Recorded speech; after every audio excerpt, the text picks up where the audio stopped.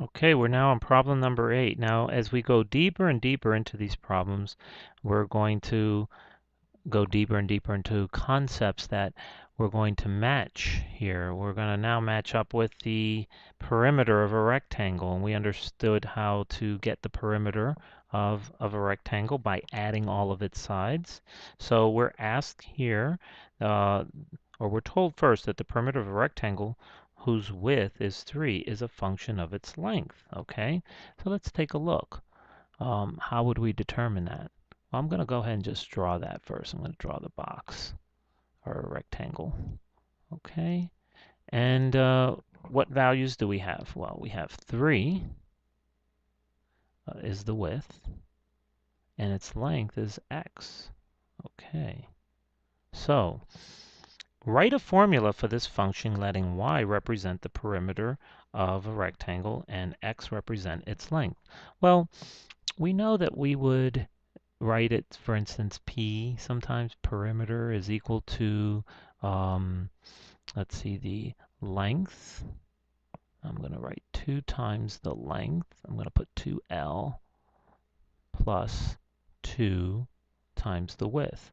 Or I could just simply say, well, add them all up. The 1 length plus 1 width plus 1 length plus 1 width. Okay, that's how we determine perimeter. But we're told to do this in a y fashion and an x and y fashion.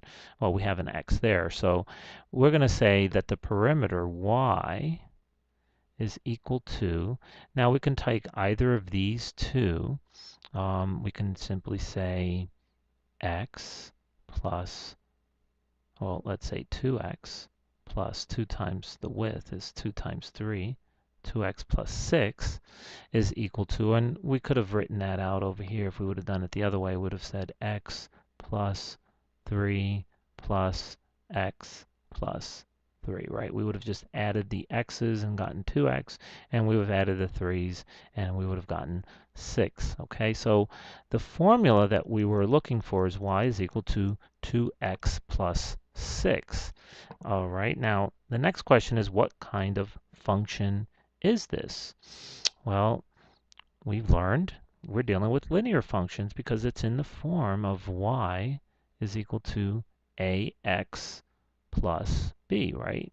And the a value is 2, and the b value is 6. So we would say that this is a linear. Okay, so if we were to say this is a, b, our answer would be linear. Okay. Now, question C is, does the perimeter of a rectangle whose width is 3 vary directly with its length?